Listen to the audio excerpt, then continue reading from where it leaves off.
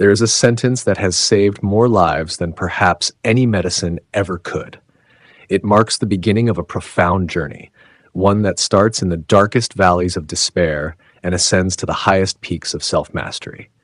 We are here to dismantle the walls that confine you, not by using a sledgehammer against the stones of your reality, but by reshaping the architecture of your own soul.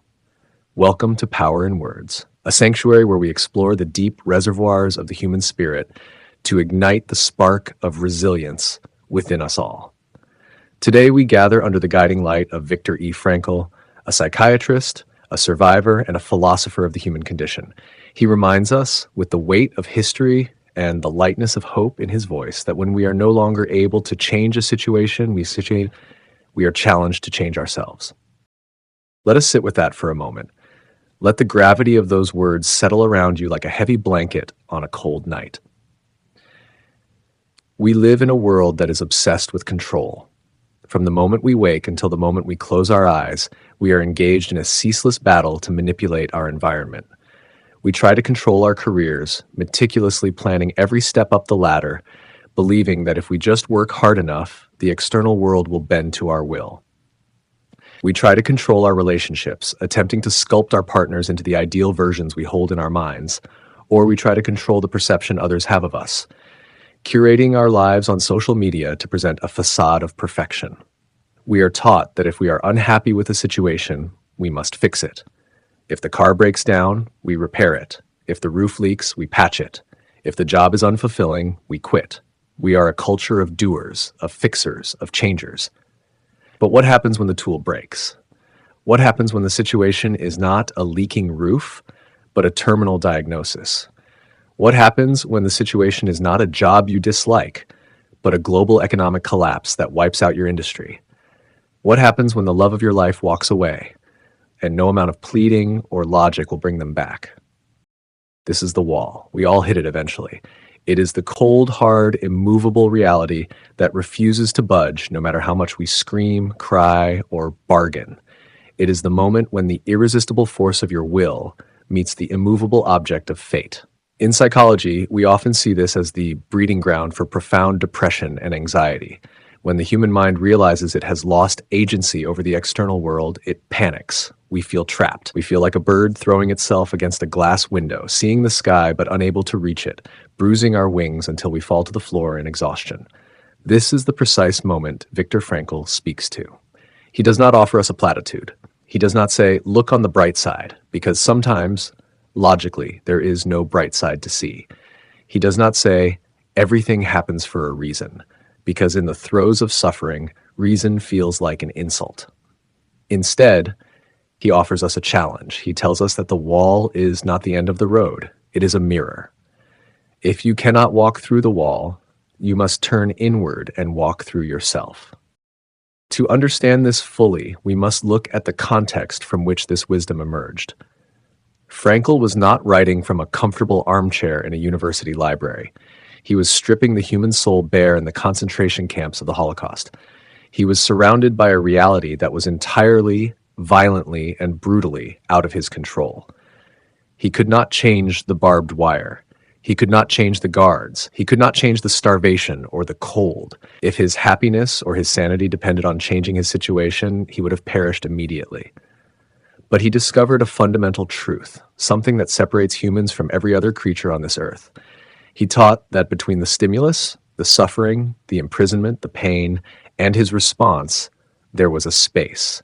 And in that space lay his freedom. The last of the human freedoms, he called it, the ability to choose one's attitude in any given set of circumstances. You may be sitting there today thinking that your life is not a concentration camp, and therefore this does not apply to you. But suffering is relative and pain is personal. You might be in a prison of debt. You might be in a prison of loneliness. You might be trapped in a body that is failing you, or a family dynamic that is toxic. The feeling of helplessness is universal. When you realize you cannot change the situation, the first reaction is usually bitterness. We ask, why me? We look at the sky and demand an answer. We look at our neighbors and feel envy for their seemingly perfect lives. We poison ourselves with resentment, drinking the toxin while hoping the situation will die.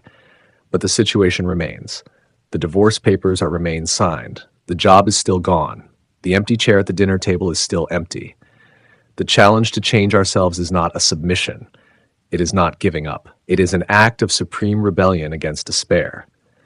It is the alchemical process of taking the lead of our suffering and transmuting it into the gold of wisdom. Think of the diamond.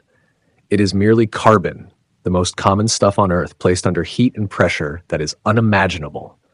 If the carbon could speak, it would beg for the pressure to stop. It would scream that the situation is unbearable. It would try to change the tectonic plates, crushing it. But it cannot. The situation is fixed. The pressure is absolute. So the carbon does the only thing it can do. It changes itself. It reorganizes its very atomic structure. It hardens. It clarifies. It becomes something entirely new, something brilliant and unbreakable.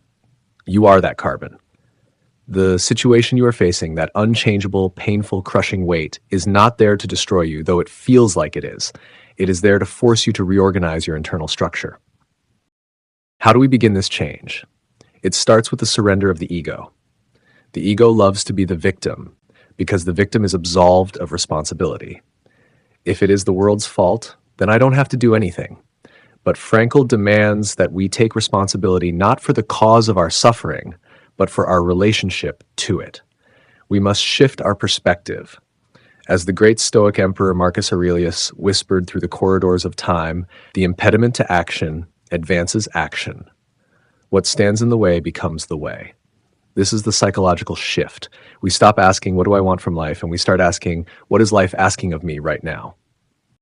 Perhaps life is asking you to learn patience. You are stuck in a career stagnation that you cannot fix immediately. You have applied for 100 jobs and received silence. You cannot change the economy or the hiring managers, but you can change yourself from a desperate applicant into a student of your craft. You can use this time of stillness to deepen your skills, to read, to grow, to become so undeniable that when the door finally opens, you walk through it as a master, not a beggar. The situation didn't change. You did. And because you changed, the way you experience the situation changes. The waiting is no longer torture. It is preparation. Perhaps life is asking you to learn compassion. You are dealing with a difficult family member who will never apologize, who will never be the parent or partner you deserve. You cannot change them. You have tried, and it has only brought you heartache. The challenge now is to change your heart. Can you let go of the demand for them to be different? Can you find a place of detachment where you can wish them well without being destroyed by their behavior? Can you grow your own capacity for forgiveness, not for their sake, but to free your own heart from the heavy burden of anger? When you change yourself from a judge into an observer, the pain loses its sharp edge.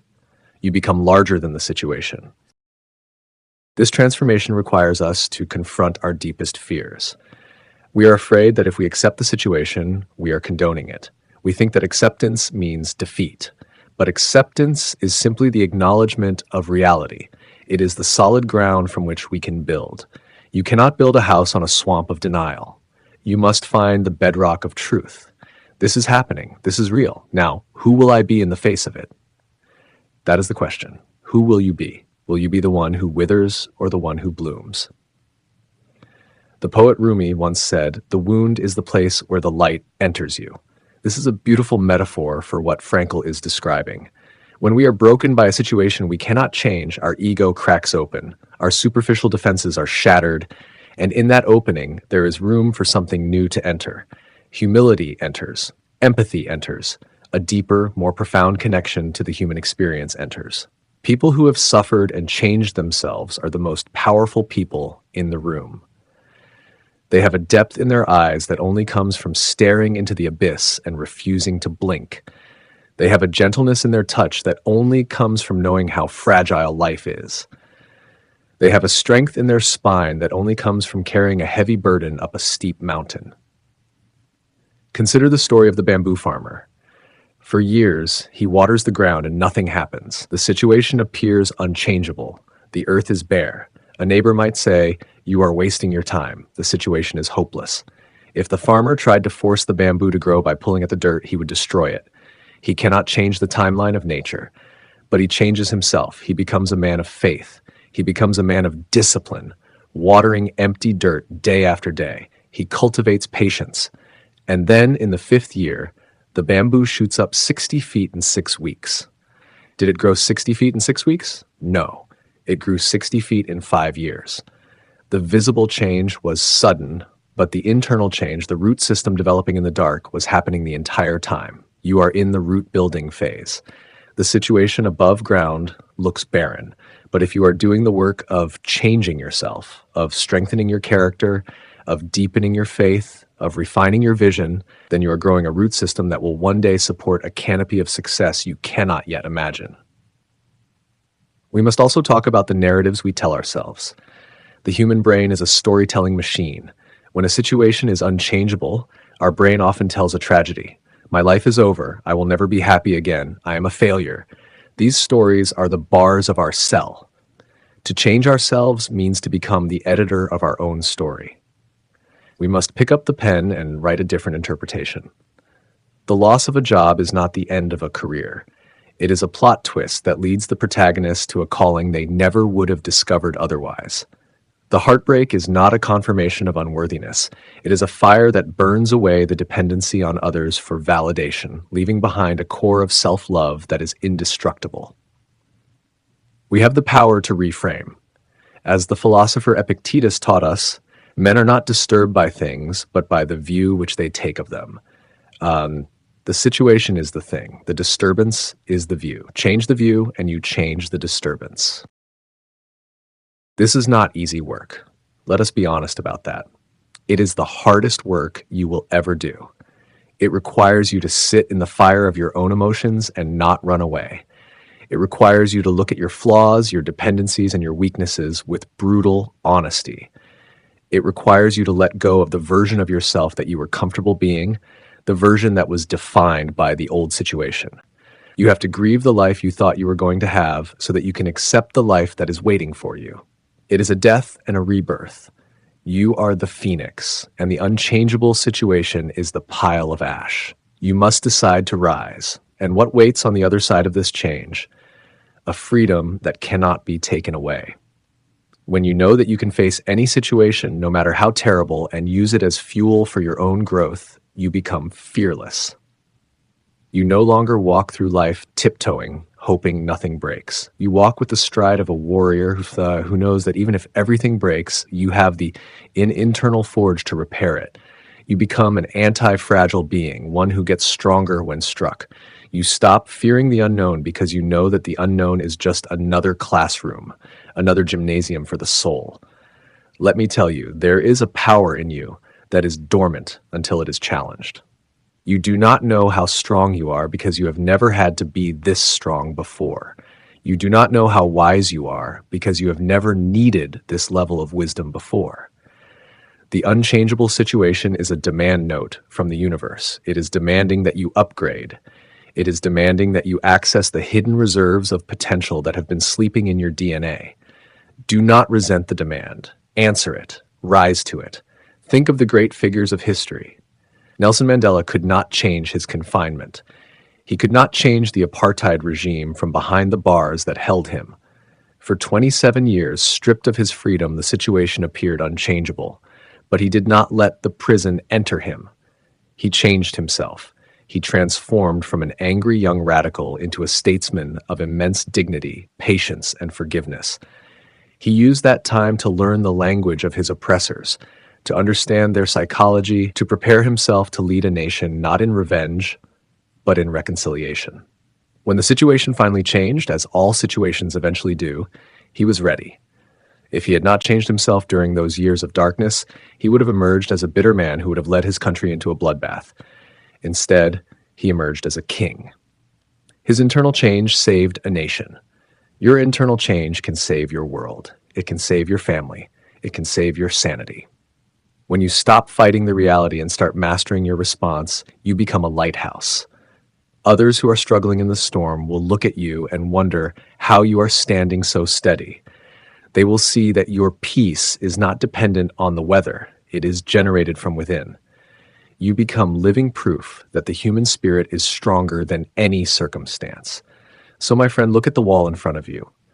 Look at that unchangeable, stubborn, painful fact of your life. Stop banging your fists against it. Step back. Take a deep breath. Feel the ground beneath your feet. Realize that while you are captive to the circumstance, you are the captain of your soul. The transformation begins now. It begins with a whisper in your own heart that says, I accept this challenge. It begins with the decision to be kind when you want to be cruel, to be hopeful when you want to be cynical, to be grateful when you want to be greedy. It begins with the understanding that life is not happening to you. It is happening for you. It is a sculpting process, chipping away everything that is not your true self until only the masterpiece remains. We are challenged to change ourselves. It is a challenge to evolve. It is a challenge to expand. It is a challenge to love deeper, see clearer, and stand taller. Do not fear the change. Embrace it. Run toward it. Let the old self die so the new self can be born. The situation may remain the same, but you will not. And when you change, you will find that the world changes with you. The colors will seem brighter. The burdens will feel lighter. The path will become clearer. You will realize that the prison was never the situation. The prison was your resistance to it. And now, you are free. The journey we have taken today is one of the mind and spirit, a trek through the difficult terrain of acceptance and the beautiful landscape of transformation. It is a reminder that we are not defined by what happens to us, but by who we become because of it. Viktor Frankl left us a map, but we must walk the path. We must do the work. We must carry the torch. Every day is a new opportunity to practice this alchemy. Every disappointment is a chance to practice patience. Every loss is a chance to practice detachment. Every pain is a chance to practice courage. You are the alchemist of your own life. You hold the power of transmutation in your hands. Use it. As we draw this conversation to a close, remember that you are never alone in this struggle. The human condition is a shared experience. We are all facing our walls. We are all working on our internal architecture. We are all in this great school of life together. Let us support one another.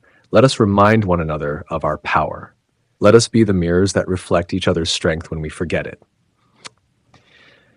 Peace is not the absence of trouble, but the presence of a quiet, unshakable confidence within your own heart. Wisdom grows only when it is shared. If this message found a home in your heart, help us pass the torch to others wandering in the dark. Join the Power in Words community today, and let us continue this journey of transformation side by side.